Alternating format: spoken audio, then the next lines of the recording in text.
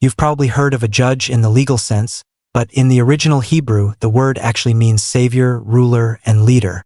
It was during this time, the age of the judges, that women had an incredibly low status in society. They had no way to survive on their own and were treated almost like property, to be bought and sold.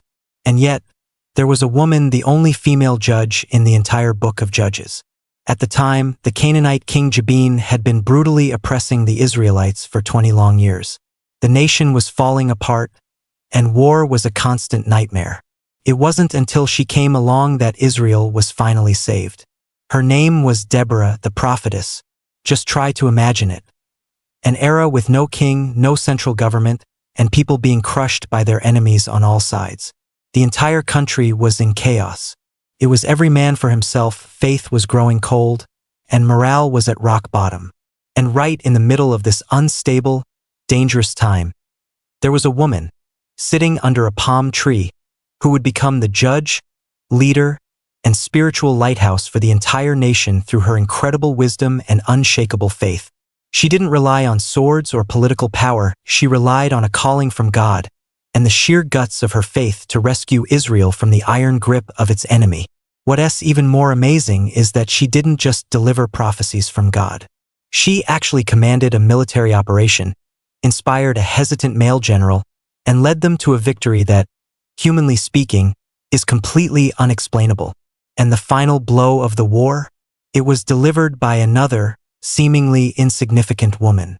This is a story that completely shatters the gender roles of its time, a sacred history of how two women changed the destiny of a nation. You may have never even heard her name, but her story is just as legendary as that of Moses or David. It's a double miracle of faith and courage. Today, let us get to know one of the most incredible prophetesses in the Bible, Deborah, and see how, under God's guidance, she composed a magnificent epic that has been passed down for thousands of years. Who was Deborah? A prophet, a judge, and a mother to a nation.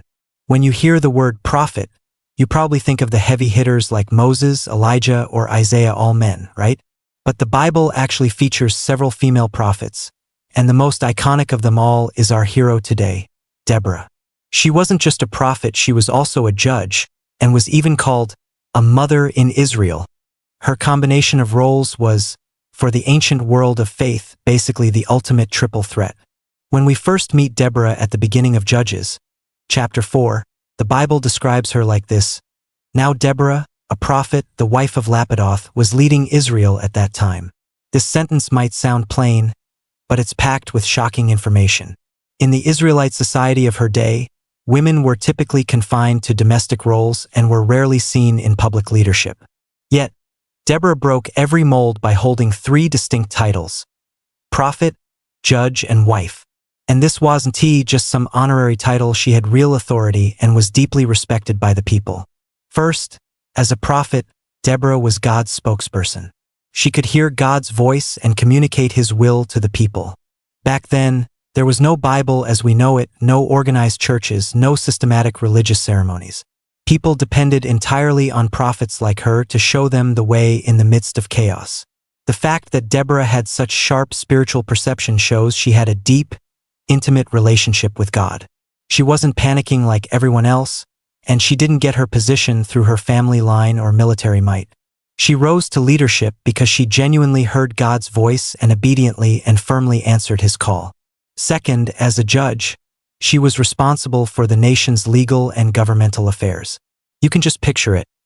Every day, people would travel from all over to her office, a palm tree in the hill country of Ephraim, and ask her to settle their disputes. She wasn't in a palace or a holy sanctuary. She was sitting under a tree day after day, handling the people's problems. It's such a down-to-earth image, and it shows she wasn't some high and mighty ruler, but a leader who truly lived among her people. Her judgments were so fair and wise that everyone accepted her decisions. Even more moving is that Deborah was also called a mother in Israel. This wasn't a title she gave herself, it was an expression of the deep respect people had for her. In ancient Israel, a mother was more than just a caregiver, she was a protector, a guide, and the guardian of the families and even the nation's spirit. Deborah earned the name Mother because she stood up when the nation was on the brink of collapse. She wasn't in it for personal glory or power. Instead, like a mother, she fiercely protected God's people and wisely guided them back to the right path. You can almost see her. Not a female general in armor charging into battle, nor some aloof sage watching from a temple, but a woman sitting in the shade of a tree, with a steady gaze and a gentle heart. She had a unique kind of strength, the calm of wisdom combined with the steel of faith, the sensitivity of a woman with the boldness of a leader chosen by God. It was because of her that Israel finally found a glimmer of order and hope. In her, we see that God isn't limited by gender when He chooses people. God doesn't care about appearance, bloodline, or gender. What He values is a person's willingness to obey and rely on Him. Deborah was exactly that kind of willing person. When her era needed someone to step up, she didn't shrink back. When people came to her for help, she didn't turn them away. And when God called her to act, she didn't hesitate. The faith, leadership, and love she demonstrated make her one of the most iconic female leaders in the entire Bible. So, when we say Deborah's story is legendary, it's not because she went to war. It's because she became a beacon of faith in a world of chaos. Through her life, she shows us that true strength doesn't come from your gender, but from whether you believe in God, rely on God, and bravely answer His call. That's who Deborah was. Prophetess, a judge, and a mother to Israel. A true legend doesn't start with outward appearance, but with a heart loyal to God and willing to stand up for the people. The call to action, taking on the Canaanite king. Even though Deborah was a judge who settled civil disputes under a palm tree, Deborah didn't scold Barak. She calmly agreed, but she also made a crucial point. "Certainly I will go with you," she said. "But because of the course you are taking, the honor will not be yours, for the Lord will deliver Sisera into the hands of a woman." That prophecy would later come true, but the woman who would claim the victory wasn't Deborah herself, but an even more unexpected character, the tent-peg-wielding warrior Jael, who we'll meet later. And with that, God's plan was set in motion. Barak obeyed Deborah, recruited his soldiers, and gathered his forces on Mount Tabor. The moment Sisera heard that the Israelites were making a move, he mobilized all of his iron chariots, ready to crush them once and for all. This was a completely lopsided matchup. On one side, you had the well-equipped, highly trained, and militarily superior Canaanite army. On the other, you had a ragtag militia of Israelites with shaky faith and no real strategic advantage. If this were a movie, most of the audience would think from the opening scene, well, it's over. They don't stand a chance. But God specializes in doing the unbelievable in impossible situations. As God's spokesperson, Deborah remained firm in her belief in God's promise. She didn't hesitate or back down. At the critical moment, she spoke to Barak with words full of power. "Go! This is the day the Lord has given Sisera into your hands. Has not the Lord gone ahead of you?" Those words were like a jolt of lightning, igniting a fire. Barak immediately charged down the mountain with his troops, and what happened next was completely unexpected. Because right in the middle of that battle, according to the song in Judges chapter 5, God performed a miracle of nature. A torrential downpour likely started, causing the river to flood and turning the ground to mud, completely trapping the wheels of the iron chariots. In an instant, those war machines became useless scrap metal. The enemy soldiers were thrown into chaos, and the Israelites seized the moment, launching a fierce attack and winning a massive victory. You heard that right. They didn't win with military tactics or superior weapons. They won through faith, obedience, and God's intervention. God Himself stepped in and fought an impossible battle for His obedient people. This victory was brought about by Deborah. She never swung a sword herself, but she moved hearts with her faith and answered God's call with her obedience. Without her leadership, Barak would never have marched. Without her obedience, the entire nation would never have had a comeback. This wasn't just a military victory, it was a spiritual one. It was a real-life demonstration that those who trust in the Lord will never be put to shame. And this is how Deborah's story begins to shift from a judge under a palm tree to a divine messenger in wartime, making her one of the most admired women in Israel's history. A miraculous victory. God steps in and a woman finishes the job. If you think this war was as simple as Deborah gives the orders, Barak leads the charge. Then you're seriously underestimating God's master plan. The book of Judges makes it clear that this was a battle that was, from start to finish, completely beyond human capability. Because the real main character here was God himself. The battle took place near the Kishon River, in a valley that should have been the perfect terrain for an army of chariots. But just as Barak and his men charged down from Mount Tabor, the weather turned. A massive storm unleashed a downpour, the Kishon River swelled, and the ground became a muddy swamp. Sisera's iron chariots were completely stuck, totally paralyzed in the muck. You can just imagine the scene. The once unstoppable Canaanite army was now like a herd of elephants trapped in quicksand. The more they struggled, the deeper they sank. In the Bible, the Song of Deborah in chapter 5 says, Lord, when you went out from Seir, the earth trembled, the heavens poured, the clouds poured down water. This isn't just a victory song, it's an after-action report. The poem implies that the torrential rain wasn't just a random weather event, it was God personally intervening. A natural disaster shattered human pride and military technology. God used nature itself as his weapon, leaving the enemy totally helpless. At that moment, Barak and his foot soldiers charged, and the enemy army completely fell apart. Even the mighty general Sisera had to abandon his chariot and flee for his life, running in desperation. He ran to the camp of a tribe called the Kenite, who had a peace treaty with the Canaanite king, so he thought he had found a safe house. But what happened next is, without a doubt, the most jaw-dropping moment of the entire war. Let's welcome our other legendary leading lady, Jael. Jael wasn't a judge or a prophet. She was just an ordinary woman in a tent, the wife of a nomad. But her courage and quick thinking would earn her a prominent place in biblical history. Exhausted, Sisera stumbled into her tent. Jael played the part of a friendly host, warmly welcoming him. Come, my lord, come right in. Don't be afraid. She even covered him with a blanket and gave him a drink of milk. Some scholars think this was a deliberate move to make him sleepy. Sisera let his guard down, lay down to sleep, and told her, If anyone comes and asks you, Is there a man here? Say no. But as he slept soundly, Jael quietly took a tent peg and a hammer, tiptoed over to his side, and then boom. She drove the peg straight through his temple and into the ground. The enemy commander was killed by a woman with no weapons. Sounds pretty brutal, right? But in the biblical account, this act isn't just seen as the turning point that ended the war, it's praised as a prime example of God using an ordinary person to do something extraordinary. Jael's action wasn't just brave, it was a crucial step of obedience to God's will. With her seemingly weak hands, she accomplished a mission that even a general couldn't complete. When Barak finally caught up and arrived at Jael's tent, he found Sisera already dead, and he was absolutely stunned. Deborah's prophecy, the honor will go to a woman, was fulfilled completely. And it wasn't Deborah, the powerful prophetess, who got the glory. It was an ordinary woman who became God's instrument to end the war.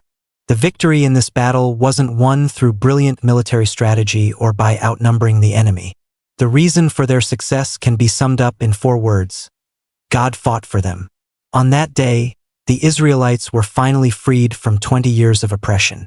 And what brought them that freedom wasn't swords and spears or a political coup.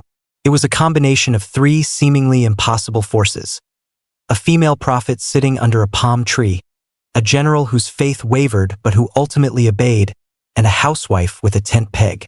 None of these 3 fit the traditional definition of a hero, but under God's direction, they wrote a miracle into history. In her song afterward, Deborah sang, May all who love you be like the sun when it rises in its strength. She knew this wasn't her victory alone, it was God's glory. This war teaches us that in God's plan, ordinary people can do extraordinary things. Even if you're not a general, a pastor, or a leader, if you are willing to obey God and listen to his voice, you too can become his hands and feet at a critical moment to accomplish his mission. Deborah, Barak, and Jael, a prophet, a general, and a homemaker, formed a perfect triangle in God's plan and orchestrated a victory that would be celebrated for ages. True legends aren't defined by their status, but by their faith and obedience. The Song of Victory, a masterclass in faith. The war was over. Sisera was dead. King Jabin's army was defeated. And the Israelites were finally seeing daylight after 20 years of darkness. If it were us, we'd probably just want to go home, eat a hot meal, and get a good night's sleep. But Deborah didn't do that. Instead, she stood up and sang a song, the Song of Deborah. This poem, recorded in Judges chapter 5, is one of the oldest and longest war anthems in the entire Bible, and it's one of the very few written and led by a woman. She wasn't just celebrating a military win, she was using this song to bear witness to God and to remind the people who was truly responsible for their salvation. The song starts with a powerful declaration. When the princes in Israel take the lead, when the people willingly offer themselves, praise the Lord. That very first line points to the truth of their victory. It wasn't because of human strength or strategy, but because the people were willing to follow God's lead, and because God himself stepped in. She didn't take any of the credit. Right from the start, she gave all the glory to God. Next, Deborah recounts God's mighty acts. Lord, when you went out from Seir, the earth trembled, the heavens poured, the clouds poured down water. These lines poetically describe how God took control of nature on the battlefield, using rain and floods to trap the enemy's iron chariots. This isn't just beautiful poetry, it makes it clear that this wasn't some man-made battle plan. This was a script written and directed by God. She also gives a shout-out to the tribes that stepped up to fight, like Zebulun and Naphtali, and praises the leaders who bravely answered God's call. These were the people who risked everything, and they were key to turning the tide of the war. But then, she does something surprising. She bluntly calls out the tribes that stayed on the sidelines and refused to help, like Reuben, Dan, and Asher. While this might sound like she's putting them on blast, she's actually making a very real point.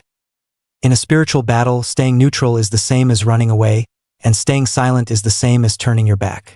Deborah's song wasn't just a victory party, it was a spiritual education for the entire nation. She didn't just want them to know, we won. She needed them to understand why they won and who their true savior was. This is the core of faith. It's not about the warriors or the war chariots, it's about God.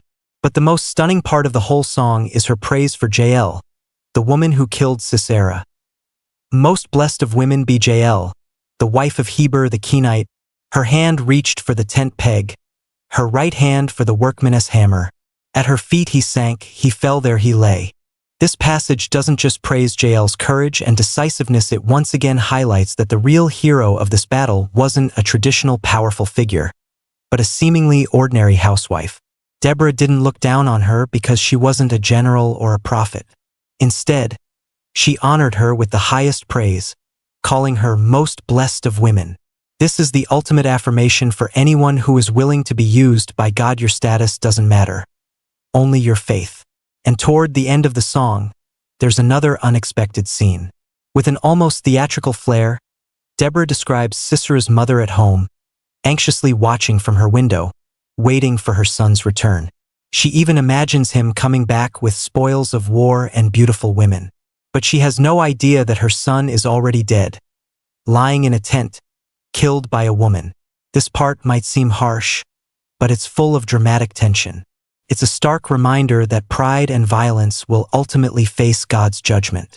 And the final line of the song rings out like a bell across the skies of Israel.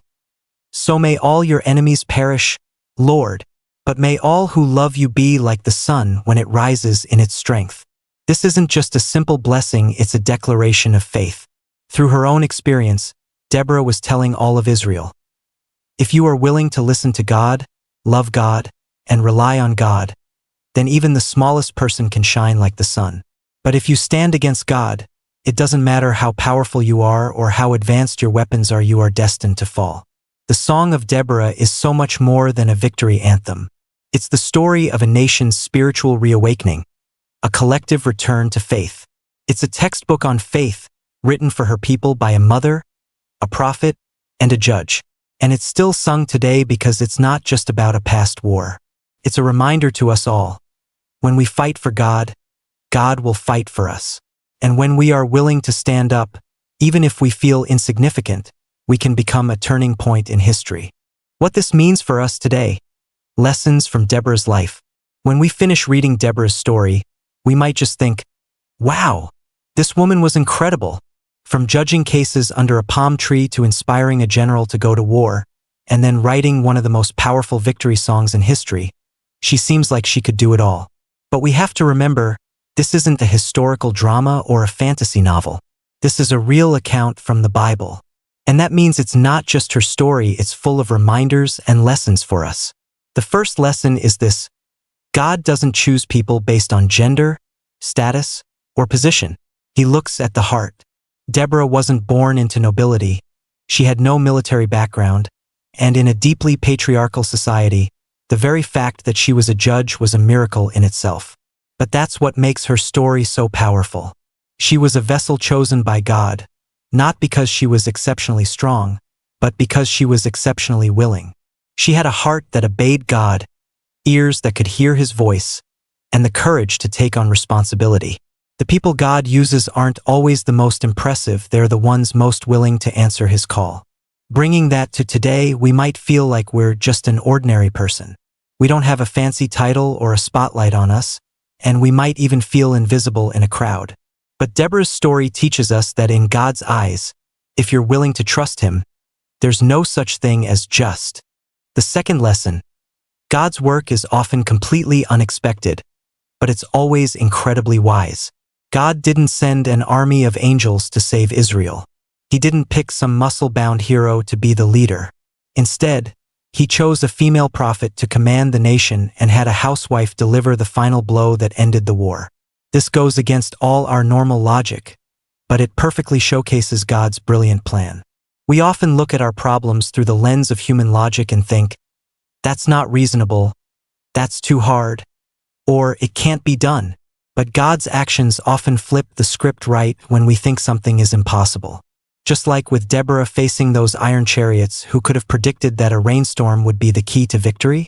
Who would have guessed the mighty general would end up dead in a woman's tent? God's wisdom is far beyond our calculations. He can bring about His most glorious plans in the most unlikely of places. The third lesson: courage isn't about being impulsive, it's about understanding God's will and then moving forward with conviction. Deborah didn't rush into war on a whim or try to take on the enemy with sheer passion. She first heard God's voice, then clearly communicated His commands, and then pushed things forward according to His timing. Her bravery was built on a foundation of faith and obedience. And that's what real courage is. It's not asking, what can I do? But rather, what is God asking me to do? Because I'm willing to do it. In our own lives, we often need that same Deborah-style courage. Sometimes it's taking the first step toward reconciliation in a broken relationship. Sometimes it's choosing integrity at work instead of just going with the flow. And sometimes it's choosing to pray and look up even when our faith feels weak. None of these things are easy, but if we know God is leading us, we can say, just like Deborah, "Get up, for the Lord has gone ahead of you."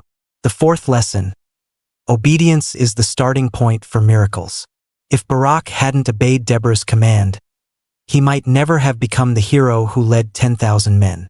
If Jael hadn't obeyed the impulse from God in that moment, she might have remained just another ordinary woman.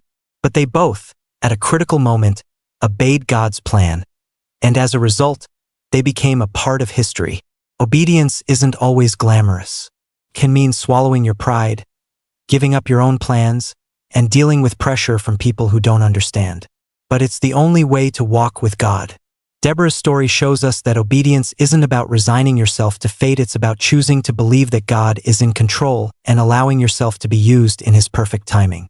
And the final lesson: your spiritual influence isn't about where you stand, but about how you live. Deborah didn't have a throne or a suit of armor. She just sat under a palm tree and judged cases for the people. But that spot under that palm tree became the center of hope for all of Israel. Today, each of us has our own palm tree.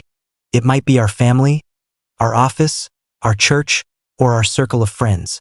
You don't have to be the brightest light on the stage. If you just live out your faith, courage, and wisdom right where you've been placed, you are already being a spiritual mother or father, influencing the world around you. So, Deborah's story isn't just an inspirational tale for women, and it's not just a legend about a military victory. It's a message for every single one of us that says, don't underestimate your position, don't underestimate God's power, and don't underestimate your own obedience. Because in God's eyes, if you are willing, you too can be a Deborah for this generation. Conclusion. May all who love you be like the sun when it rises in its strength. Judges 5 verse 31. This is the last line of Deborah's victory song, and it's her beautiful blessing for all who trust in God. She isn't wishing you wealth, comfort, or an easy life. She is wishing for you to be like the sun, shining brightly in this world, pushing back the darkness, and bringing warmth to others. Deborah's story isn't a relic of the past, it's happening right now. Her faith, courage, obedience, and wisdom aren't some distant spiritual ideals. They are qualities that anyone who is willing to be used by God can possess. It doesn't matter if you're a man or a woman, old or young, a corporate executive or a stay-at-home parent. If you are willing to say, Lord, here I am, God can write a spiritual epic through your life. Maybe you feel like you're in a wilderness right now, unsure of the path ahead. Maybe you're like Barak, you know what you're supposed to do, but you're too afraid to take the first step. Or maybe you're like Jael, feeling completely ordinary and insignificant. But Deborah's life shows us that all you need is a heart that's willing to listen to God's voice, and you can become someone who changes history. In an age where faith is shaken and hearts are anxious, we need spiritual Deborahs more than ever. They aren't here to seize power, but to ignite hope. They don't lift themselves up, they lead people back to God. She wrote poetry with her life and fought battles with her faith. Her light still shines on us today. So, may you become that kind of person, someone who doesn't get lost in the chaos, whose light doesn't go out in the darkness, and who, when God calls, doesn't shrink back, doesn't fear, but steps forward with courage. May you be like the sun when it rises in its strength, living for God and shining for this generation.